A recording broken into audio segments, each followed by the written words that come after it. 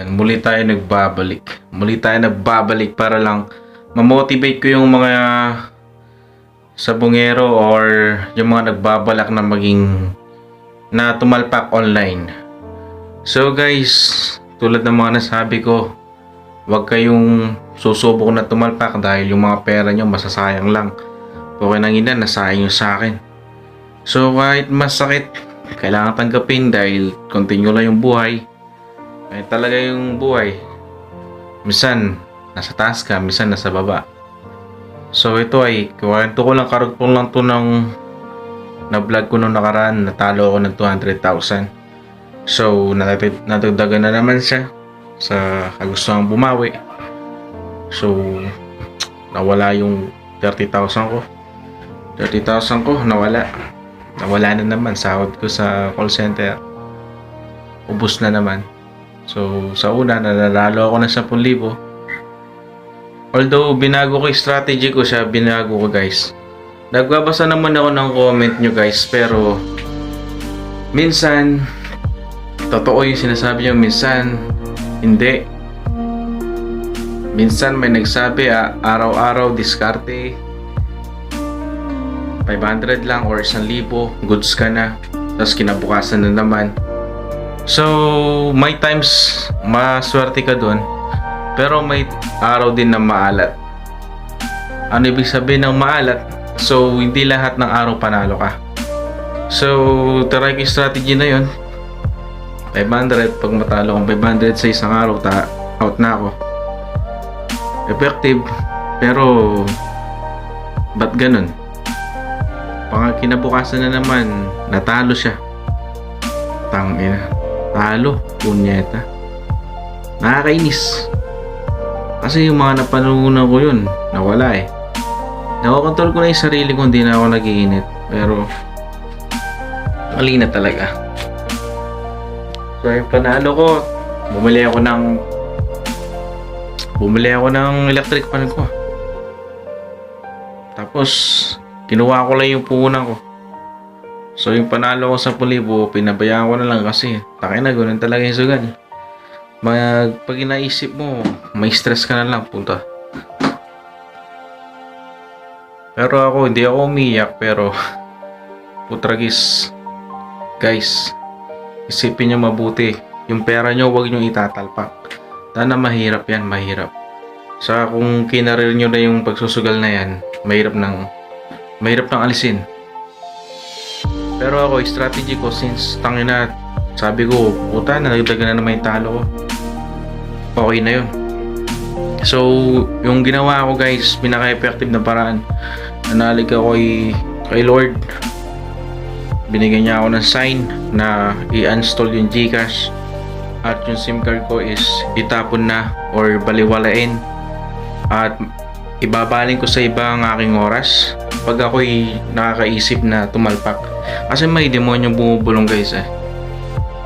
Hindi mo sarili yun, isang demonyo yun. So pag kinain ka ng isang demonyo guys, utragis, mawawala na lahat. Pera mo, hindi mo matitiis pag hindi ka tumalpak eh. Lalo na kung may pera ka. Pero ako ngayon, may natira akong pera, natiis ko yung sarili ko. Kasi natiis ko siya. Sabihin ko sa inyo kung bakit. Bakit? Kasi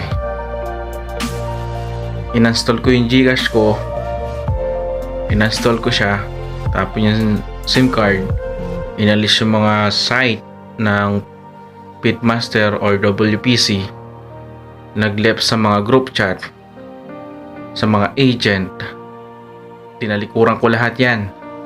Kasi sa una ka papatikin mo ng swerte, tapos aalatin ka din. So sa mga dyan, gusto makaiwas sa talpak na yan, that is the best thing that we can do. Install the app, tapos tapon nyo na yung SIM card. Dahil yun yung source, main source. Tapos wag na kayong magbabaka sakali sa swerte, kasi minsan lang mangyari yan. Kung magbabaka sakali ka sa swerte, yung malaki yan na, hindi yung ganyan dodoble. Kasi mahirap na sugal yan. Mahirap. Siyempre, based on my experience, saka sa base sa mga nakarelate sa video ko nung nakaraan. So, naintindihan ko kayo guys, naintindihan ko kayo. Saka salamat sa inyong mga suporta, salamat.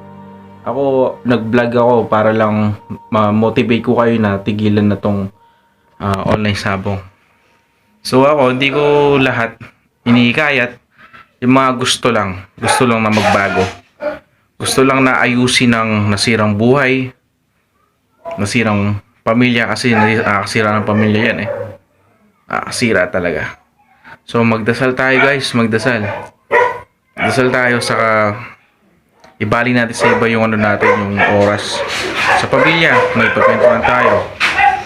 Pero lang guys, kasi sayang. Almost 200 plus na yung talo ko eh. Imbes na meron na akong aircon, electric pa na lang. Imbes na meron na rin akong flat screen TV na 32 inches na binabala ko dating bilhin, nawala siya guys. Tangina, nawala siya. Nawala na, parang bula, puta. Kasi pag may pera ka eh, lalo na pag pinasukan mo yung online sabong,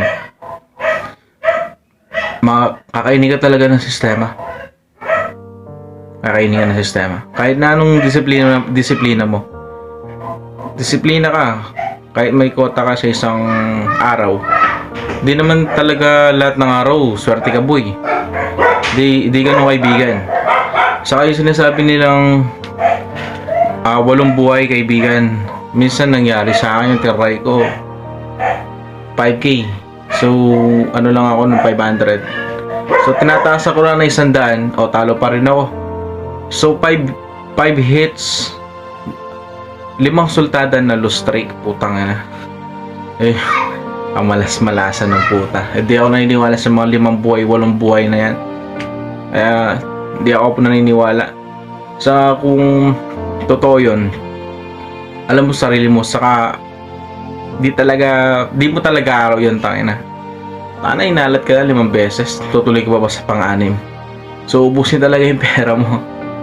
So ako dati talaga tahimik lang yung pera ko, tahimik lang sa bangko. Ewan ko bakit, ano nangyari dahil dyan sa online sabong. So yun nga, hindi ko na control, pero may disiplina ako. Sinundan ko lahat ng mga diskarte ng mga sabongero dito, pero wala talaga. Kaya doon ako naniniwala na walang yumayaman sa sugal. Wala talagang yumayaman. So yung isa kong nabasa sa comment, bakit daw Axie sugal din daw yun. Actually pare, yung Axie, paano yan, laro yan, online gaming, pero may pera ka. So susugal ka dyan, kaya nga sugal yung business, di ba? So pag umangat ka, ibig sabihin nandun yung swerte mo. Nandun yung swerte mo kaibigan. Kaya good shit lang tayo, good shit. So hindi kita trash talk, real shit lang yung sinabi ko. Kasi yung Axie, sugal din yan, pero mas malaki yung chance mo na kumita. Ganun yan. Para ka lang nagtayo ng business na maliit. So pag kumita yan, pag lumago, ibig sabihin nag-click yung pera mo. Pag walang bumibili o hindi mo napalago, hindi nag-click yung pera mo. So nalugi ka. Pero lang yan, hindi lahat swerte ka. Hindi lahat ng oras, hindi lahat ng araw. So napapanahon lang yung swerte pag yung swerte dumating na sa'yo, wag mo na pakawalan. Okay. So kayong ayaw pong magbago sa online sabong, kayong mga nagko-comment na nananalo kayo, tapos pinagmumukha niyo akong tanga, saka tanga yung ibang mga nagko-comment dahil natalunan sila. So actually guys, hindi kami talunan. Natuto lang kami sa isang pagkakamali na nangyari sa aming buhay. So maraming nagko-comment, natalo na naman, ganun. Ako nagbakasakali, puunan ko lang is 1.5 pero nabalik ko naman. Nagbabakasakali ang bumawi doon sa araw-araw na may kota. Kaso hindi ko talaga swerte yun. Kasi wala talaga eh. May disiplina naman ako. 500 lang a day na target ko, kaso wala. 5 araw swerte. Kaso yung 5 araw na sumunod, inalat na, hindi na ako pinanalo. Ganun talaga yung sugan. Kaya nga sugal eh. Susugal ka ng pera. Pero masakit isipin kasi yung perang pinagpaguran mo, lumilipad na lang ng walang lumilipad na lang ng walang gante. Wala kang nakikita. Wala kang nakikita sa perang pinagpaguran mo. Yun yung masakit. Pero lagi mong isipin, hanggat malakas ka, hanggat may buhay ka, hanggat umihinga ka, hanggat nandiyan si Lord, makabawi mo lahat yun. Makabawi mo lahat yun, guys. So huwag kayong susuko. So huwag niyong gagayahin yung iba na magpapakamatay dahil sa online sabong dahil di nanalo. Magpapakamatay dahil nagkautang-utang ng malaki. Magpapakamatay dahil nagnakaw ng mga ari-arian, nagbenta ng mga ari-arian, tapos makukulong. Meron din yung ari-arian, tangina, binenta 3.5 million dahil sa online sabong. Meron din marami pang iba eh. Meron din pumapatay dahil sa online sabong, nagnanakaw. So tingnan nyo na yung nangyayari, di ba? So itong online sabong na to pang mayaman, pero pag mahirap, talpak mo to rate lang mga 300, pag talo ka, out ka na. Pero hindi ko kayo hinihikayat na magtalpak kayo. Ang sa akin lang, nasa inyo yan, buhay nyo yan. Huwag na kayong tumalpak. Masisira lang buhay nyo, masisira pangarap nyo, guys. Sa masakit, mahirap matalo. Mag-iinit ka sa hindi ka makatulog ng maayos. Yun lang, guys. So kung ako sa inyo talaga, tigilan nyo na yan. Ganun yung gawin nyo, uninstall nyo yung Gcash. Tapon nyo yung SIM card nyo. Bili kayo yung bago. Tapos iwas kayo sa mga agent. Iwas kayo doon. Mawawala yung pera nyo. Tangay na, sayang lang. So yun lang, guys, itahimik nyo lang yung pera nyo. Pag may pera na kayo, business nyo na lang. Kaya panggastos, lalo na pandemic ngayon. So maraming salamat, guys, sa mga suporta, sa mga nag-subscribe sa akin. Maraming salamat sa mga suportang tunay. Good shit lahat kayo. Saka maraming salamat talaga, guys. Appreciate ko kayo. Kahit 1k subscribers lang, mamotivate ko kayo para lang matanggal nyo sa buhay nyo yan. So yun lang, pinagpawisan na ako dahil walang aircon eh. Yung pang aircon ko nawala na, putya. Sige, guys, thank you, salamat. Maraming salamat sa suporta. Love you all. Well, love, good fine vibes. Yeah.